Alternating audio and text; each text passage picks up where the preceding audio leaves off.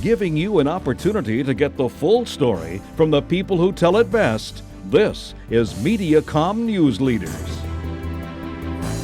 And welcome. Thank you for coming today and joining us with News Leaders. A very important guest over here who's doing a very important thing in our community right now. This is Lindsay Lopez. Hi, Lindsay. Hi. Good to see you today. Great to see you. You're the president and CEO of the Food Bank for Central and Northeast Missouri. So thanks for stopping by. Oh, thank you. Appreciate it. I know things are busy for everyone these days, especially with the food bank. With the pandemic in the area, things have changed, a lot of procedures as well. How has it affected what you do at the food bank now? It has affected us in every way imaginable. So from the way that we actually distribute food, being chief among that, to the way that we receive food too. The food supply chain has certainly been compromised throughout this.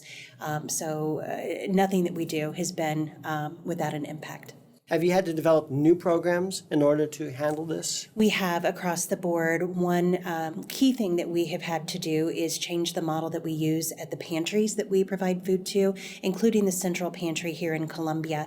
People used to be able to come in and actually shop for items that they want, and in order to keep appropriate distancing and keep them safe, we've gone to a drive-through model so people can drive up, and our staff or the National Guard, who is helping us currently, will then put items directly into their car. Now, that's got to be awkward in some circumstances, but are you getting feedback at all about maybe it's good in a way too? The feedback is positive. The thing I would say is that it puts a lot more stress and it becomes more difficult logistically for our staff to do this. I was over there helping them last week, and in terms of the manual labor itself, it's much more labor intensive. But that team is amazing, and they are committed to getting food to people who need it. I know things have changed too, because I used to drop vegetables from my garden off at the food pantry. We just drive around to the back. There was a back door. I used to walk in and drop it off. I haven't done that for a year, so I drove back there this next time. There was a big fence there, and of course, I wasn't allowed to come in. I had to go to another location to drop it off, which is the location on Vandiver, I believe.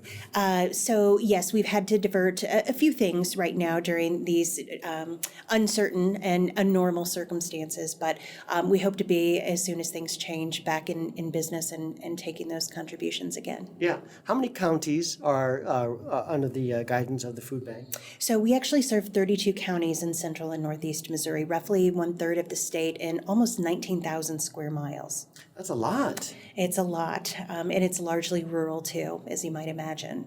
You expect it to grow in the future, or is this pretty much the limit here? So there are 6 food banks that cover the state of Missouri. Every county in the state is covered through those 6 food banks. So we don't anticipate that our service region would change, but we are one of the top 3 food banks in the state that make up that I-70 corridor, and in terms of our annual acquisition and distribution. So all the food banks are kind of working the same. We definitely job all done. work collaboratively together. It's a wonderful network that we're a part of. We're part of the Feeding America network nationally that covers every state as well. Now, normally at this time, we might ask people out there watching if they'd like to volunteer. Is that still possible? So we have discontinued the use of volunteers right now, which we absolutely hate because we love our volunteers and they do so many good things for us, but we want to keep everyone safe.